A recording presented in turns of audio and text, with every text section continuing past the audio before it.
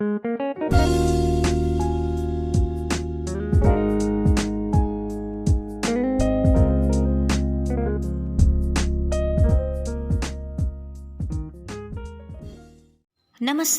आज के क्लास में आपका स्वागत है। आज के क्लास में हम एकांकी प्रतिशोध देखने जा रहे हैं। प्रतिशोध भाग 2 और अंतिम भाग। नमस्ते। आज की कक्षा में आप सभी का स्वागत सुस्वागत। पाठ देख रहे हैं, एकांकी देख रहे हैं, प्रतिशोध यानी रिवेंज, बदला। जानेंगे कौन किससे बदला लेना चाहता है। डॉक्टर रामकुमार वर्मा जी की बहुत ही सुंदर सी एकांकी है। हमारे देश में अनेक ऐसे महान कवि, महाकवि, पंडित, महापंडित हो चुके हैं। वैदिक काल की यह घटना है। संस्कृत के महाकवियों में से एक माने जाते हैं भारवी, जिन्होंने किरातार्जुनीयम की रचना की। ये महान और श्रेष्ठ रचना उस समय की, यानी कौन सा समय, 600 ईसा पूर्व की ये जो रचना है, उस समय बोलचाल में संस्कृत प्रचलित था। ऐसे समय की यह एक सुप्रसिद्ध रचना है। अब इस रचना को लिखने से पहले कौन सी ऐसी एक घटना घटित हुई थी भारवी जी के जीवन में, और उससे प्रेरित होकर उन्होंने इस महान ग्रंथ की रचना की। यही कहानी है। इस पाठ का नाम जो है बदला या प्रतिशोध। महाकवि भारवी संस्कृत के कवियों में से, पंडितों में से कालिदास के समान यानी समकालीन महाकवि भारवी हुआ करते थे। उनके जीवन की एक घटना, उनके पिता, प्यारे विद्यार्थियों, लास्ट ये जो प्रतिशोध भाग 1 में मैंने उनके पिता को थोड़ा सा जवान दिखाया है, यानी यंग दिखाया है। तो मुझे लगा कि उनके पिता का स्वभाव जिस तरह से था, बहुत ही कड़क स्वभाव वाले, अनुशासनबद्ध, एक श्रेष्ठ पंडित, वे भी श्रीधर भी एक महाकवि हैं, वे भी महापंडित हैं, वेद ग्रंथ और शास्त्रों के ज्ञाता है। तो यहाँ पर श्रीधर को मैंने इमेज, चित्र थोड़ा बदला है, उनके कैरेक्टर के अनुसार ये यहाँ पर श्रीधर हैं। तो पिछले क्लास में हमने देखा कि बेटा घर नहीं आया, इसके लिए माँ सुशीला अपने पति श्रीधर से वार्तालाप कर रही हैं, व्याकुल है, रो रही हैं। बातों बातों में पति उसे बताते हैं कि उन्होंने ही उसे डांटा हुआ है और वह इसकी वजह से घर नहीं लौटा। तो माँ है सुशीला बहुत ही प्रेममयी, दयावती, बुद्धिमती, बेटे से, इकलौता बेटा है, बेटे से बेहद प्रेम करती हैं।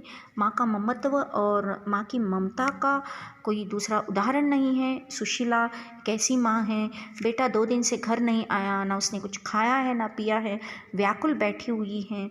लास्ट क्लास में हमने देखा पिता ये राज बताते हैं कि बेटा कहाँ चला गया है, बेटा वापस नहीं लौटा। और क्यों नहीं लौटा, मेरा बेटा भी कभी ऐसा नहीं करता। सारी बातें यहाँ पर माँ बता रही हैं। लेकिन पिता, उसको एक संशय आता है कि वह पति से खोद खोद कर पूछती हैं, आप ही ने उसे कुछ कहा है? इसके लिए मेरा बेटा जो महाकवि है, समय पर शासन करता है, इस पूरे जनपदों में, पूरे इस राज्य में उसका बोलबाला है, वो सुप्रसिद्ध कवि है, और आपने उसे शायद कुछ कहा होगा, इसकी वजह से वह घर नहीं आया। मेरा बेटा महाकवि है, महापंडित हैं, और आपने अवश्य उसे कुछ कहा होगा और उसे बुरा लगा होगा और वह नहीं आया। तो आगे का भाग हम जानेंगे आज के क्लास में कि आगे क्या होता है। माँ और हम देखते हैं माँ और बेटे का, माता और पिता यानी श्रीधर और उनकी पत्नी जो है सुशीला का यहाँ पर क्या होता है वार्तालाप चल रहा है, संवाद चल रहा है, कन्वर्जेशन चल रहा है। यहाँ पर 12वीं से संबंधित माता पिता के बीच होने वाले प्रारंभिक संवाद का सार अब तक मैंने बताया। ये आपको 5 मार्क्स के लिए लिखना है। 10 to 15 लाइन्स में 5 मार्क्स के लिए आपका आंसर होना चाहिए। तो जैसे पहले प्रश्न के लिए मैंने इतना कुछ बताया है, चलिए आगे बढ़ते हैं। आखिर गया कहाँ है भारवी और कौन आता है? माता पिता का कन्वर्सेशन हो रहा है, उतने में लास्ट क्लास में हमने देखा उनकी घर की सेविका आती हैं और बताती हैं कि भारती नाम की एक विदुषी यानी बहुत ही ऐसे इंटेलिजेंट बुद्धिमती ऐसी एक औरत आई हुई है, एक स्त्री आई हुई है, उसका नाम है भारती। तो ये भारती का प्रवेश होता है कहाँ? जहाँ माता पिता घर में बैठे हुए हैं, किसकी चिंता में? अपने उनका बेटा घर नहीं आया उसकी चिंता में बैठे हैं। तो भारती कहते भारती का प्रवेश, पेज नंबर 168, जहाँ पर ओल्ड वर्जन किताब है। आप जो भी पढ़ रहे हैं आप किताब सामने रख कर भी आप भारती, मैं आ सकती हूँ? प्रणाम करती है। मेरा नाम भारती है। माँ बड़े व्याकुलता के साथ सुशीला कहती है, भारती आओ देवी, तुम कवि भारवी से परिचित हो? प्रश्न पूछती हैं भारती। वसंत ऋतु में कोकिला के स्वर से कौन परिचित नहीं, उन्हें कौन नहीं जानता? तारीफ करते हुए बोलती है तो सुशीला, तुम उन्हें कब से जानती हो? तो पिता बोलते हैं, भारती कहते हैं, गत पूर्णिमा के पर्व में उन्होंने जो शास्त्रार्थ किया था उसमें शास्त्र को जैसे जीवन मिल गया। आज के वेदांत की इतनी सुंदर मीमांसा मैंने नहीं सुनी जैसे महाकवि भारवी के मुख से सुनी। जैसे ब्रह्मा ज्ञान सरस्वती की वीणा पर नृत्य कर रहा हो, ऐसे महाकवि महापांडित्य है भारवी में। वह भारवी की तारीफ करती हैं तो सुशीला, धन्य है मेरा बेटा। बेटे की तारीफ सुनकर श्रीधर उसे पूछते हैं, इस समय तुम्हारे आने का अभिप्राय? देवी भारती, तो वो बोलती है, महाकवि के दर्शन लेने हैं, मैं उनको देखने के लिए आई हूँ, उनसे मिलने के लिए आई हूँ। श्रीधर कहते हैं, यानी भारवी के पिता, लेकिन भारवी यहाँ नहीं है। सुशीला जी कहती हैं, लेकिन भारवी, हाँ कवि अभी तक नहीं आया। वो बोलती हैं 2 दिन से वह गए हैं, अभी तक वापस लौटे नहीं हैं। मैं शास्त्रार्थ को जा रहा हूँ करके उन्होंने मुझे बताते हुए गए हैं। मैंने उनके गले में सुंदर सी सफ़ेद माला डालते हुए उनको आशीर्वाद करते हुए मैंने भेजा था, लेकिन आज 2 दिन हो गए आए नहीं हैं। तो सुशीला उनको एक समाचार सुनाती हैं। भारती जो वहाँ पर आई हुई है वह बताती है, मैंने तो उन्हें मालिनी तट पर देखा था। मालिनी नाम की नदी के किनारे पर मैंने 2 दिन पहले उनको देखा था। सोचती थी कि इसी समय तक वे यहाँ आ गए होंगे। नदी के किनारे वह बैठे हुए थे, ध्यान में मग्न थे। मैंने सोचा कि उनको क्यों डिस्टर्ब करना है, या घर जाकर मिलना ही शुभ रहेगा। इसके लिए मैं वहीं पर थी, मैं मिल नहीं पाई, इसके लिए मैं आज घर आई हूँ उनसे मिलने के लिए। मैं महाकवि भारवी से मिलना चाहती हूँ, मैं उनसे बहुत प्रभावित हूँ, उनके जैसा शास्त्रार्थ कोई बताता ही नहीं। तो सुशीला कहते, कब देखा था, किस समय देखा था? भारती बोलती है, आज प्रातःकाल उषा बेला में सुबह सवेरे 5 बजे मैंने उनको नदी के किनारे देखा था। क्या तुम मुझसे मिली? माँ की व्याकुलता तड़पती हुई, नहीं, वे उस समय ध्यानमग्न थे। ज्ञात होता है जैसे वह भारती की उपासना कर रहे हो। भारती हंसकर, मेरी नहीं, वीणा पानी भारती की, सरस्वती की। मैंने उनका ध्यान भंग नहीं करना चाहा, सोचा बाद में वार्तालाप करूँगी।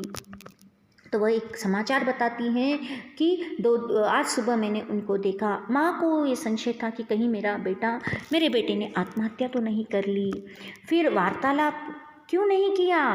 भारती कहती हैं, वे उद्विग्नता से उठकर एक और चले गए। मैं बातचीत करने के लिए जा ही रही थी, लेकिन उद्विग्नता, वे बड़े गुस्से में थे, परेशान थे, बड़े टेंशन में थे।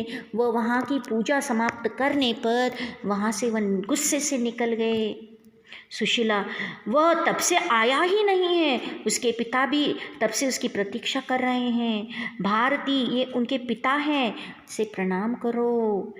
तो भारती क्या करती हैं, श्रीधर जी को प्रणाम करती है। सुशीला उनका परिचय देती हैं। श्रीधर वो कहते हैं, आयुष्यमती बनो देवी भारती, भारवी जैसे ही आएगा तुम्हारे आने की सूचना दे दी जाएगी। भारती कहती है, मैं कृतार्थ हुई, किंतु आप कष्ट न करें, कल प्रातःकाल मैं पुनः सेवा में उपस्थित हो जाऊंगी। सुशीला, यदि इस बीच तुम्हें उसकी सूचना मिले देवी तो मुझे सूचना देना, मैं कृतार्थ होंगी, मैं थैंकफुल हूँ तुम्हारे लिए। तो श्रीधर जी कहते हैं कि वहाँ से ये निकल जाती हैं, वहाँ से चली जाती हैं भारती। अब माँ और पिता यानी श्रीधर और सुशीला, अच्छा अब तुम विश्राम करो, शांत मन से स्थिर चित्त से बैठो, पति अपनी पत्नी सुशीला को समझा रहा है। सुशीला, विश्राम स्थित चित्त, माँ के लिए विश्राम और स्थिर चित्त। जब उसका पुत्र उसके पास नहीं, आप विश्राम करें, शास्त्र चिंतन समाप्त करें। माँ बड़ी परेशान है, वह ना कुछ खा रही है ना पी रही है। श्रीधर उसे समझाने का प्रयास कर रहे, मैं उठता हूँ, तुम शैया पर जाओ, स्थिर चित्त से शयन करो, रात हो चुकी है। शैया यानी बेड पे जाओ, तुम सोने के कमरे में जाओ और कॉट पे सो जाओ। शैया, सोने की शैया, यस, उस पर स्थिर चित्त से शयन करो, सो जाओ, अच्छी नींद करो। तुम 2 दिन से सो नहीं पाई, उठो, मैं वचन देता हूँ कि कल सुबह होते ही भारवी को अपने साथ ही ले आऊँगा। यानी पत्नी की व्याकुलता को देखकर पिता झुक जाते हैं, उनका अनुशासन यहाँ पर हम देखते हैं, वे झुक जाते हैं और अपनी पत्नी को कहते हैं कि मैं सुबह होते ही तुम्हारे बेटे को ले आऊँगा, अब तो तुम सो जाओ, आप मेरे जीवन का सबसे बड़ा कार्य करेंगे, चलिए। सुशीला उठकर अपनी शैया पर जाती है, सोने के लिए अपने कमरे में जाती हैं और वह अपने कॉट पर, अपने बेड पर सोई हुई हैं। श्रीधर कहते, अब ठीक है, मैं दीपक मंद कर देता हूँ, यह लो अब शयन करो, अब सो जाओ, मैं दिया थोड़ा सा धीरे कर देता हूँ। उस समय लाइट्स या बिजली नहीं थी तो रात को दिया ही लगाया करते थे। मैं भी शयन करते हुए सोचूंगा कि सबसे पहले मैं कहाँ जाऊँ, इसके बिना मैं जी ही नहीं सकूंगी। पूर्णिमा के चंद्र की तरह है मैं, वह मेरा एक ही लाल है, महाकवि महापंडित भारवी। माँ अपने बेटे की तारीफ करते हुए व्याकुलता से रो रही है, चिंतित है।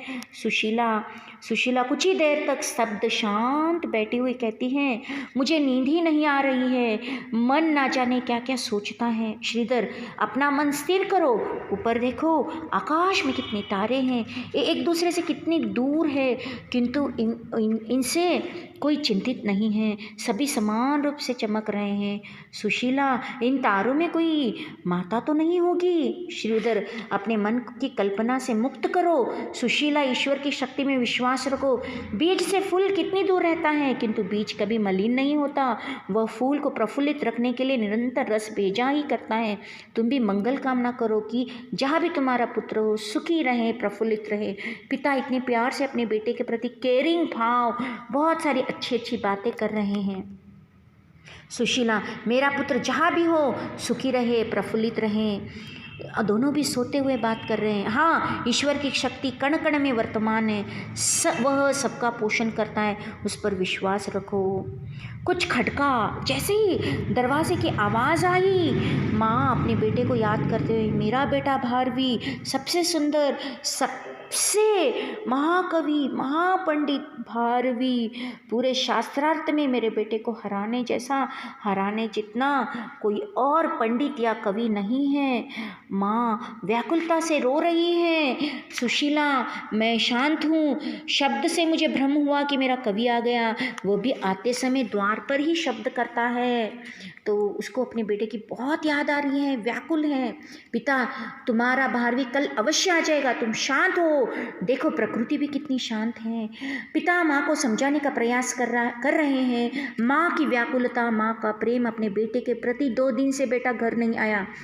माँ यानी सुशीला, मैं शांत कैसे रहूँ, चुप अवश्य हो जाऊंगी, किंतु श्रीधर, सुशीला, मैं बहुत दुखी हूँ तुम्हें देखकर। यदि तुम इतनी अशांत हो तो मैं अभी तुम्हारे पुत्र को खोजने के लिए जाता हूँ। मिडनाइट हो चुकी है, रात्रि हो चुकी है। अगर तुम चुप नहीं रहोगी तो मैं अभी चला जाऊँगा, उसे ढूंढ कर लाऊंगा सुबह तक। सुशीला कहती हैं, अंधकार में वह कहाँ मिलेगा, प्रातःकाल चाहिए। किंतु मेरी प्रार्थना है कि अब आप मेरे लाल की निंदा करना छोड़ दो। वह पंडित हैं, बुद्धिमान है, अब से ऐसा न करे। तो श्रीधर समझ जाता है, सुशीला मैं आज तुम्हें एक बात बताऊं, भारवी आज संसार का श्रेष्ठ महाकवि है। दूर दूर के देशों में उसकी समानता करने का किसी में साहस नहीं है। वह शास्त्रार्थ में बड़े से बड़े पंडितों को पराजित कर चुका है। उसका पांडित्य देखकर मुझे हार्दिक प्रसन्नता होती है, किंतु भारवी के मन में धीरे धीरे अहंकार का स्थान पाता जा रहा है। मैं चाहता हूँ भारवी और भी अधिक पंडित और भी अधिक महाकवि बने, पर अहंकार भी उन्नति के लिए बाधक है। मैं उस अहंकार पर अंकुश रखना चाहता हूँ। जिसे अपने पांडित्य का अभिमान हो जाता है वह अधिक उन्नति नहीं कर सकता। यही कारण है कि समय समय पर उसे मूर्ख और अज्ञानी कहता हूँ। प्रशंसा तो उसे सभी करते हैं, किंतु अधिकारी से निंदा भी होनी चाहिए। मैं नहीं चाहता कि अहंकार के कारण मेरे पुत्र की उन्नति रुक जाए। तो पिता का तात्पर्य है, अगर सभी तारीफ करेंगे तो बेटा क्या हो जाएगा, अहंकारी बन जाएगा। अगर कोई उसे बार बार निंदा करेगा तो और वह पढ़ेगा और वह विद्वान होगा और वह महापंडित होगा। इसके लिए मैंने उसे डांटा है। मुझे पता है कि वो कितना योग्य है, कितना महाकवि है, मैं जानता हूँ। माँ सुशीला बड़ी खुश हो जाती। क्या कहा आपने? कभी आपने एक शब्द मेरे बेटे की तारीफ में नहीं कहा था और आज आपने इतना कुछ कहा। बड़ी खुश हो जाती है। और श्रीधर कहता है, अनुमात्र भी नहीं, इस क्रोध में पुत्र की प्रति मंगल कामना छुपी है। मेरा पुत्र और भी विद्वान हो और भी यशस्वी बने। तो पिता की ये अच्छी ये विचार, ये तारीफ, ये गुणगान सुनकर माँ पुलकित हो जाती है, आनंदित हो जाती है, खुश हो जाती है। सुशीला अपने पति की तारीफ करने लगती है। तो आपने इतने दिनों तक इतना गुस्सा क्यों दिखाया? तो वह बोलता है कि मेरे बेटे में अहंकार ना आ जाए। सुशीला बड़ी खुश हो जाती हैं और वो बताती हैं, आज के बाद आप उसे कुछ भी नहीं कहेंगे, भारवी से आप डांटेंगे नहीं, अज्ञानी नहीं कहेंगे, दम्भी नहीं कहेंगे। सुशीला अपने पति से यह सारी चीज़ें करती हैं। दोनों अपने बेटे भारवी का गुणगान कर रहे हैं। जहाँ जिस कमरे में, जिस कक्ष में, जिस बेडरूम में वो सो रहे हैं, वहाँ से दरवाज़ा खुलने की आवाज़ आती है, कड़र करके। भारवी हाथ में तलवार लिए दोनों की कक्षा यानी बेडरूम में अंदर घुस रहे हैं। भारवी महाकवि महापंडित के हाथ में तलवार रखी हुई है। हाथ में तलवार लेकर वह कमरे की ओर घुस रहा है, पिता की ओर घुस रहा है। जहाँ पिता ने उसे अपमानित किया था वह हाथ में तलवार लेके आ रहा है। देखिए, एक साधु संत के हाथ में तलवार आना यानी बहुत पाप की बात है। भारवी, पिता पिता पिता, भारवी चिल्लाते हुए आ रहे हैं। सुशीला और श्रीधर सम्मिलित स्वर में, भारवी भारवी तुम आ गए, कहाँ थे तुम भारवी? दोनों खुश होकर आनंदित होकर, लेकिन भारवी के हाथ में तलवार है और पिता की ओर देखकर, पिता पिता तलवार हाथ में लेकर सुशीला खुश होकर, बेटा तू कहाँ रहा? मेरे बेटे तू इतना निष्ठुर कैसे हो गया? तू कहाँ था? मेरी इतनी, तेरी इतनी, तू क्यों चला गया था? कहाँ था मेरे बेटे? रोने लगती हैं, सिसकने लगती हैं। 2 दिन बाद सकुशल बेटे को अपने ही घर में, अपने ही घर के कमरे में शयन कक्ष में देकर माँ पुलकित हो जाती हैं और आंसू बहाने लगती हैं। भारवी, माँ शांत रहो, अपने चित्त को स्थिर रखो। सुशीला, तेरे पिता भी कहते हैं अपने चित्त को स्थिर रखो, तू भी यह कहता है, मैं कहाँ ले जाऊँ अपने चित्त को? प्रभु इस संसार में माँ के चित्त को स्थिर क्यों नहीं बनाया? भारवी, माँ मैं यह कहता हूँ बेटा, अब मैं कोई बात नहीं सुनूंगी। तू बतला कि तूने अभी तक कुछ खाया या नहीं। मैं 2 दिनों से तेरा भोजन लिए बैठी हूँ। माँ का प्यार, 2 दिन से घर नए आए, मैंने स्वादिष्ट पकवान बनाए, चलो पहले खा लो। भारवी कहता है, नहीं माँ, ओ मेरा लाल 2 दिन से भूखा है, मैं अभी भोजन लाऊंगा। आभा, आभा कभी आ गया, उसने अभी तक भोजन नहीं किया, कहाँ है, कहाँ है, भोजन की थाली लेके आओ। भारवी पिता से बात करता है, पिता मैं आपका पुत्र होने योग्य नहीं हूँ, इस तलवार से मेरा मस्तक काट दीजिए। भारवी कहता है अपने पिता को, श्रीधर वत्स, तुम्हारे मुख में ये शब्द शोभा नहीं देते, अपनी मर्यादा सुरक्षित रखो। मैं फिर कहता हूँ कि तुम मूर्ख हो, विकल बुद्धि हो। भारवी कहता है, सचमुच ही मैं मूर्ख हूँ, केवल बुद्धू हूँ, और यह तभी प्रमाणित होगा जब आप मेरा मस्तक तलवार से काट देंगे। भारवी नाराज होकर अपने पिता से प्रतिशोध लेना चाहता था। बाद में भारवी को समझ आ जाता है कि उसके पिता श्रीधर ने उसकी उन्नति के लिए और उसके अहंकार को मिटाने के लिए निर्णय लिया था। वह पश्चाताप करने लगता है। तत्पश्चात भारवी पश्चाताप के रूप में अपना मस्तक कटवाने की भिक्षा मांगता है। पिता कहते हैं, न तो मैं प्रतिशोध लेता हूँ और न भिक्षा देता हूँ। पिता ने उसे समझाया कि ऐसा दंड नहीं दिया जा सकता, क्योंकि पितृ हत्या के लिए दंड पुत्र हत्या का दंड नहीं दिया जा सकता। अंत में तो उसे दंड मिलना ही था। श्रीधर भारवी को 6 मास तक अपनी पत्नी के घर यानी ससुराल में जाकर सेवा करने और झूठे भोजन पर अपना पालन पोषण करने का दंड सुनाते हैं। भारवी पितृ आज्ञा का पालन करता है, परिणाम स्वरूप उसका अहंकार मिट जाता है।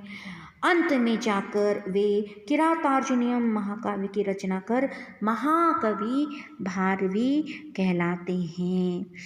प्यारे विद्यार्थियों, एक महाकवि भारवी उनके ही बेडरूम में छुपकर बैठा रहता है, और वह जब सुनता है कि पिता और माता, विशेषतः पिता जो हमेशा उसे डांटते थे, उन्होंने उसका इंसल्ट किया था, अपने मन में अपने बेटे के प्रति कितना प्रेम, कितना आदर, कितनी तारीफ करते, ये सुनकर वह उनके कमरे के दरवाजे के पीछे तलवार लेकर गुस्से से छिपा बैठा था। भारवी जैसे ही पिता सो जाएंगे, तलवार से मैं उनकी हत्या करूंगा, ये प्रतिशोध करने के लिए आया था।